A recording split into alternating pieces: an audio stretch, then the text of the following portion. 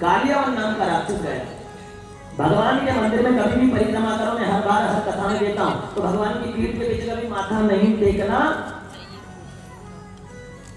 जितनी यहाँ बैठी मेरी माता में, हम क्या करते हैं, परिक्रमा करें तो भगवान की पीठ के पीछे दे माता ठो, तो भगवान कहते मेरी पीठ में किसने मारा? जितना पुण्य कमाया पीठ के पीछे माथा ठोकोगे तो सारा पुण्य। क्यों? बलराम जी ने भगवान से पूछा, तू रण छोड़ के गए तेरे पीछे कालियावन नाम का राक्षस पड़ा, तूने मुड़कर क्यों नहीं देखा? तो भगवान ने कहा मेरी पीठ के पीछे अधर्म का निवास है, और मैं जब आगे आगे दौड़ रहा था तो मेरी पीठ के दर्शन कालियावन नाम का राक्षस कर रहा था, तो उसने जीवन में जितने पुण्य किए थे वो सारे पुण्य खत्म हो गए, और वो पाप का जो घड़ा था वो भर चुका था। भगवान जब पर्वत पर चढ़े तो देवासुर संग्राम से मुचकुंद जी सोए हुए थे त्रेतायुग सतयुग के। भगवान ने अपनी पीतांबरी मुचकुंद जी को उड़ा दी। कालियावन नाम का राक्षस आया, उस मुचकुंद जी को समझा कि कन्हैया सो गया मुझे देखकर, क्योंकि भगवान की पीतांबरी उनके ऊपर थी। कालियावन ने लात लात मार के मुचकुंद जी को उठाया।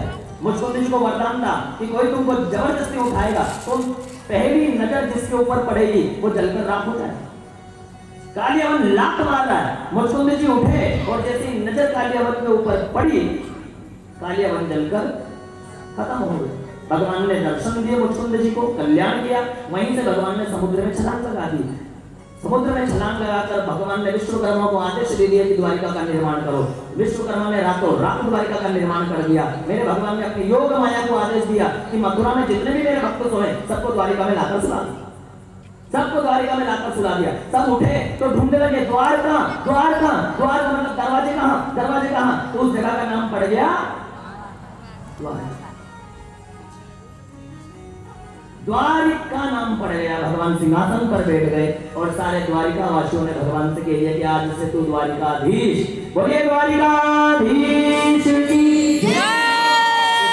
लोग कहते हैं जो एक भी गलती माफ ना करे उसे न्यायाधीश कहते हैं, और जो हजारों गलतियों को माफ कर दे उसे द्वारिकाधीश कहते हैं। अब मत दो। द्वारिका में बैठे भगवान। द्वारिका में अब नाच है गांव था, उस गांव में दुश्मन नाम के राजा थे, उनकी एक बेटी थी जिसका नाम था रुक्मणी। उसके चार भाई थे, बड़े भाई का नाम था रुक्मी। रुक्मणी बचपने से भगवान के बारे में सुन रही थी। राज द्वारिकाधीश कृष्ण ने ये किया द्वारिकाधीश, तो रुक्मणी का मन बचपने से भगवान पे आ गया। अपनी बात सारी अपनी भाभी को बताती रही, मैं विवाह करूंगी तो कृष्ण से, मैंने मन से भाव से तन से लगन से कृष्ण को पति मान लिया है। लेकिन रुक्मणी की सगाई बड़े भाई रुक्मी ने चंदेरी के राजा शिशुपाल से कर, जो रुक्मणी को पसंद नहीं। रुक्मणी ने भाभी से कहा मुझे पसंद नहीं। तब भाभी ने कहा एक काम कर, रुक्मणी पाती लिख दे द्वारिकाधीश को। रुक्मणी ने पाती लिखी, जिसको आज के समय में हम लेटर कहते हैं। पाती लिखी, उस समय पाती बोली जाती थी, जिसको आज हम आजकल कहते हैं ना लेटर लिखते हैं। पुराने समय में लेटर लिखते थे, पोस्ट ऑफिस में डालते थे, फिर वो 5, 15 दिन 20 दिन बाद पहुंचता था। आता था ना जिसमें गांधी जी की फोटो लगी थी, बारकोड जैसा आता था छोटा सा, क्या बोलते उसको, बारकोड जैसा छोटा सा आता था, वो 1 रुपए 2 रुपए का आता था पोस्ट ऑफिस में। खत लिखते थे हम, इतना बड़ा पीले कलर का आता था ना पीले कलर का, उसमें नाम एड्रेस सब दिया जाता था।